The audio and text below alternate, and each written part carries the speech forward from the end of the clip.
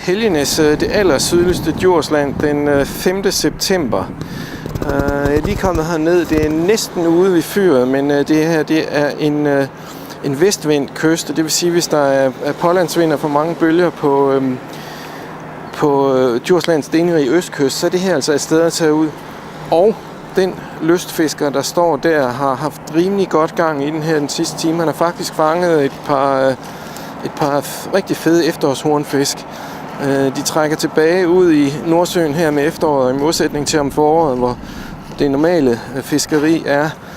Jamen så er de i fin foderstand nu, fordi de har brugt hele sommeren på at fede sig selv op, hvorimod forårsfiskene er nogle gydefisk, der er mere eller mindre udmagret i forhold til de her smalle, fede, velsmagende og store hornfisk.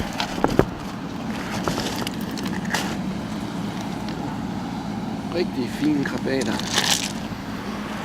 Han fortalte så også, at han fik en ordentlig havørred på en 60 cm. Så det her er et interessant fiskested, og samtidig er der læ for østenvinden. Nu er det lidt diset i dag, men ellers har vi Samsø ude mod syd. Vi befinder os med andre ord på det allersydligste Djursland. Den retning over ind mod Jylland og Aarhus. Vi er simpelthen på udkanten af Aarhusbugten ud mod Kattegat. Men ideen her er også at tage et dyk under vandet for at se, hvordan det ser ud her, hvor disse fisk befinder sig. Der skulle jo også være en masse marsvin, som ikke skræmmer fiskene, hvorimod sæler er lidt af noget møg. Lad os prøve at se, hvordan det ser ud under vandet. Bunden var vældig fint derude.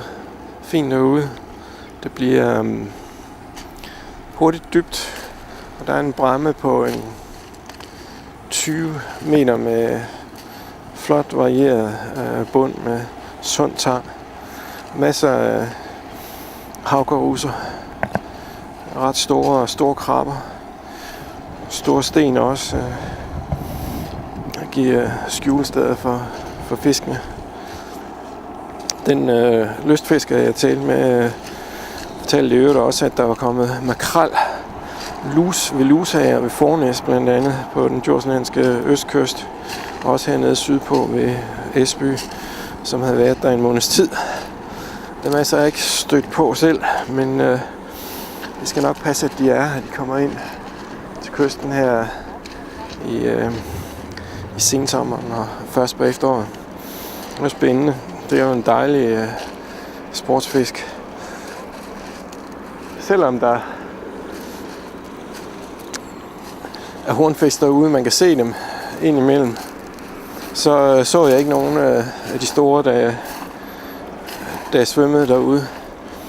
Jeg så en stime eller andet, som jeg antager ved tobis. De er godt nok lidt store i det. Jeg ved ikke, om det kan være småsil eller noget andet, men de er meget homogene i størrelsen.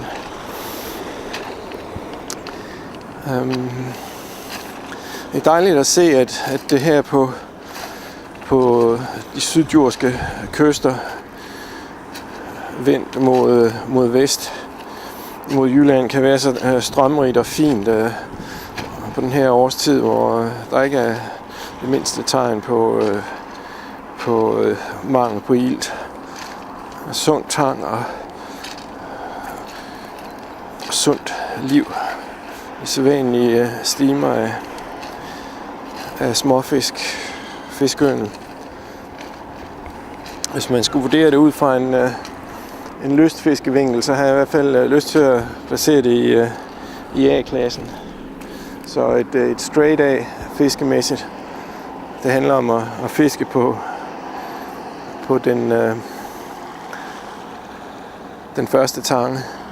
Jeg så ikke nogen fladfisk derude. Det undrer mig egentlig lidt. Der plejer næsten altid at være skrubber, når ellers forholdene er sunde og ordentlige.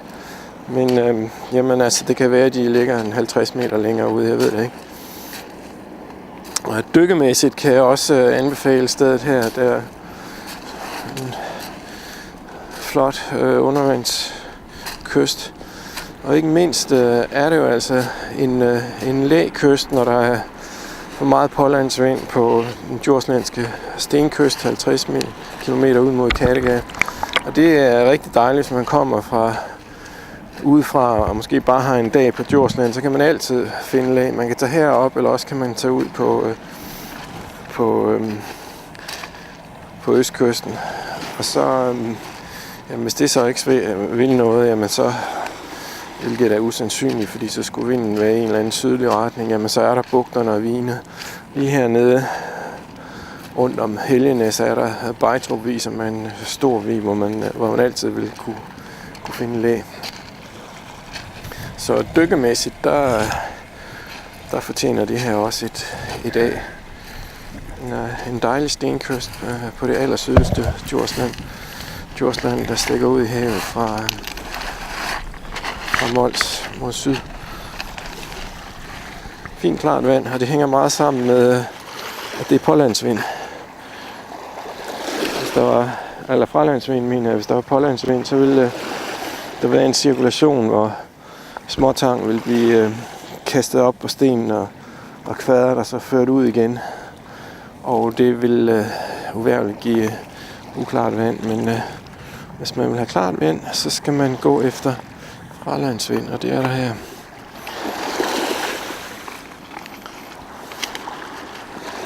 Den retning, der er der en 5 km ro og øde kyst, som man kan fiske ned mod Bejtrup-vig.